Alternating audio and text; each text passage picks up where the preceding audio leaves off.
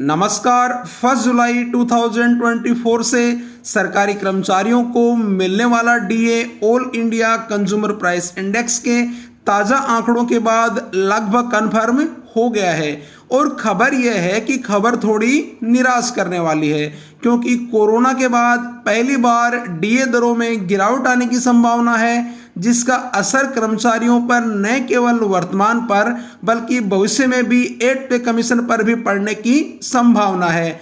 आगे बढ़ने से पहले आपको बता दें कि सीपीके कॉर्नर का उद्देश्य नियमों और सूचनाओं को आप तक सीधी और सरल भाषा में पहुंचाना है। तो अगर आपको अच्छा लगे तो वीडियो को लाइक और शेयर करें, और हाँ, चैनल को सब्सक्राइब जरूर कर लें ताकि वीडियो सबसे पहले पहुंचे आपके पास। आइए शुरू करते हैं। केंद्रीय कर्मचारियों को मिलने वाला DA all India consumer price index के पिछले 12 महीने के आंकड़ों पर निर्भर करता है। तो अगर हमें 1 जुलाई 2024 से कर्मचारियों को मिलने वाले डीए की कैलकुलेशन करनी हो तो हमें 1 जुलाई 2023 से लेकर 30 जून 2024 तक के all India consumer price index for industrial worker के आंकड़ों की जरूरत होगी।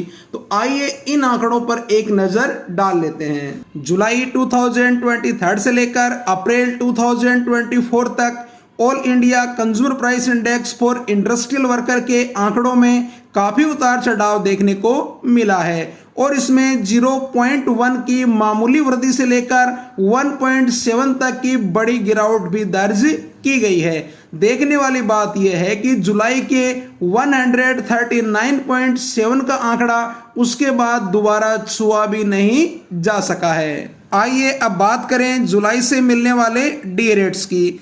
इसके लिए हमारे पास जुलाई 23 से लेकर अप्रैल 2024 तक के आंकड़े आ चुके हैं। मई 2024 के आंकड़े 30 जून तक आ जाने चाहिए थे, जो अभी तक भी जारी नहीं किए गए हैं। खैर, इससे अपने डीए कैलकुलेशन पर ज्यादा फर्क नहीं पड़ने वाला है। 10 महीने के आंकड़े हमारे पास हैं और इसी आधार पर 2 महीने के आंकड़ों का अनुमान लगा हम 1 जुलाई 2024 से कितना डीए मिलेगा की गणना अभी करने वाले हैं। 1 जुलाई 2024 से कितना डीए मिलेगा, इसके लिए हम 4 सिचुएशंस में डीए की कैलकुलेशन यहां करने वाले हैं।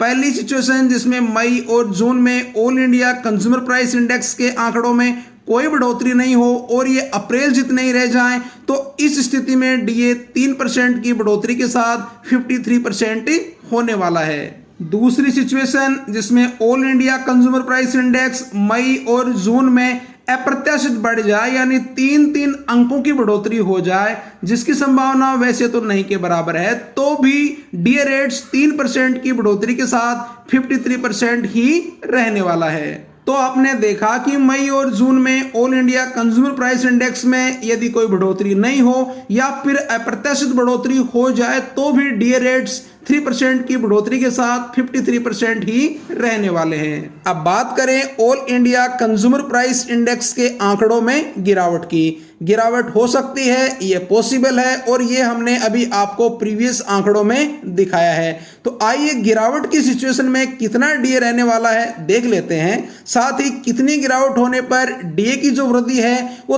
3% से भी नीचे जा सकती है। आइए चेक करते हैं। पहली सिचुएशन जिसमें मई और जून में all India consumer price index में 0.5 की गिरावट आ जाए तो यहां तक तो घबराने की जरूरत नहीं है, क्योंकि डीए 3% की बढ़ोतरी के साथ 53% ही मिलने वाला है। लेकिन यदि ये गिरावट 0.5 से बढ़कर 0.6 या इससे ज्यादा हो जाए तो फिर डीए बढ़ोतरी 3% से कम रहने की संभावनाएं बढ़ जाएंगी। लेकिन फिंगर क्रॉस रखें कि ऐसा नहीं हो, क्योंकि 1 जुलाई से डीए वृद्धि वैसे भी कोरोना के बाद पहली बार कम रहने वाली है। आइए अब बात करते हैं कि डीए रेट्स में गिरावट का क्या असर होगा। डीए गिरावट का असर तात्कालिक रूप से आपकी सैलरी पर पड़ेगा, ये तो आप सभी जानते हैं, लेकिन इसका असर एड पे कमीशन और फिटमेंट फैक्टर पर भी पड़ेगा। आइए देखते हैं कैसे। एड पे कमीशन में कितना फिटमेंट फैक्टर होगा, ये 2 बातों पर निर्भर करेगा।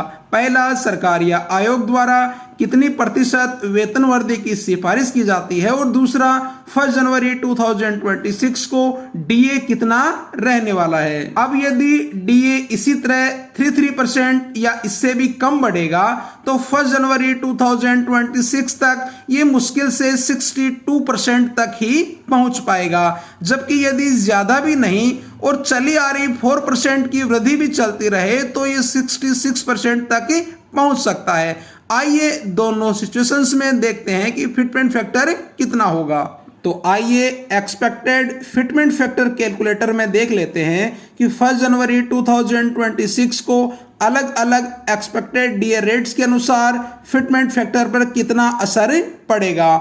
यहाँ हम सरकार या आयोग द्वारा अनुमानित वेतन वृद्धि 20% मानकर चल रहे हैं।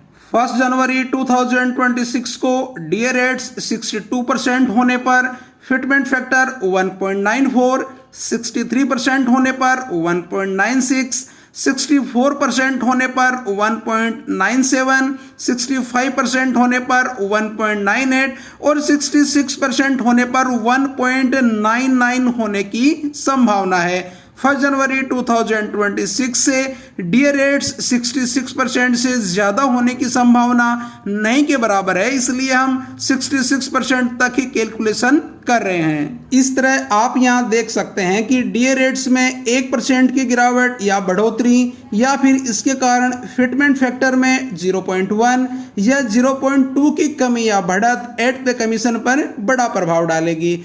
आइए इसे एक एग्जाम्पल से समझ लेते हैं। मान लीजिए एक कर्मचारी की बेसिक पे 80,000 रुपीज है।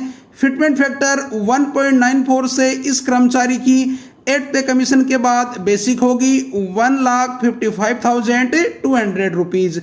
लेकिन यदि यही बेसिक फिटमेंट फैक्टर 1.99 से मल्टीप्लाई करेंगे तो 1,59,200 होगी, यानी बेसिक में ही 4,000 का अंतर आ गया है।